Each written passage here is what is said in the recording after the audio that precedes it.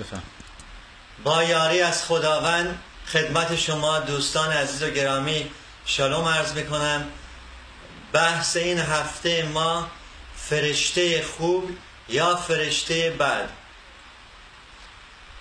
ما میدونیم وقتی که خداوند به آدم و حوا فرمود که در باغ بهشت از همه میوه ها میتونید استفاده کنید، از عطر عدت میوه دانش استفاده نکنید، و اینها متاسفانه مصرف کردن و خداوند تصمیم میگیره که اونها رو از گنیدن بیرون کنه.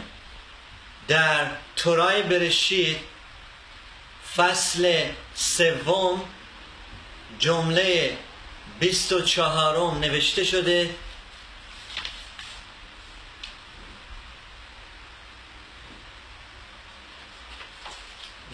و یشلخه و هشم الوکیم میگن ایدن، خداوند اونا رو اخراج میکنه از گن ایدن و یگارش ات آدم و یشکم میکدم لگن ایدن.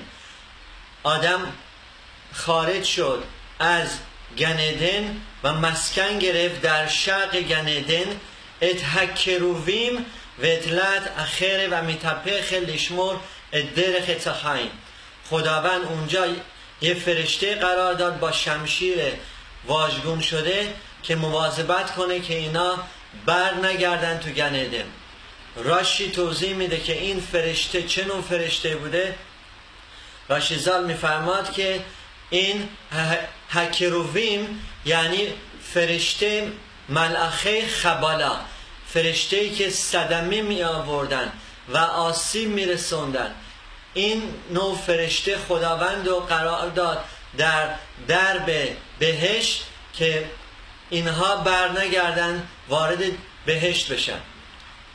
در جای دیگه تورا، در تورای شموت فصل 25 تورا میفرماد که ویاسیتا شنه کرویم زهاب. موقعی که خداوند به موشه ربینو دستور میده میشکان رو درست کنن، خونه خدای متحرک رو در بیابان درست کنن، دستور میده که 2 فرشته شنه کرویم زهاب میکشا تعسه اوتام، 2 فرشته یک تیکه قرار درست کن، اینا رو قرار بده روی آرون حقودش، جایی که 2 لوحه تورا توی صندوقی بوده و این 2 فرشته از طلایی رو این قرار بده.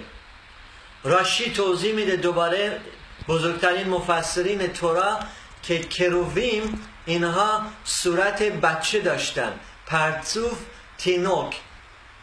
سوالی که مطرح میشه چرا در کتاب برشید راشی کرویم فرشته ها رو توضیح میده، فرشته های بد کسانی که صدمه وارد میکردن، و در تورای شموت موقعی که در بیت همیقداش این فرشته استفاده میشه راشی توضیحشون میده که کرویم این فرشته چهره بچه کوچیک رو داشتن.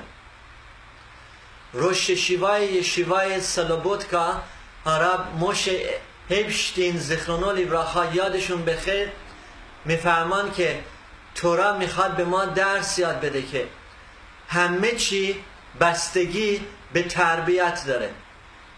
اگر یک فرزندی رو تربیت درستشون بکنیم، در راه تورا بیاریمشون، تشویقشون کنیم که تورا و میتوت نگه دارن، اینا فرشته هستن که توی بیت همیقداش میتونن جاشون باشه، سایبانی بدن روی تورای مقدس.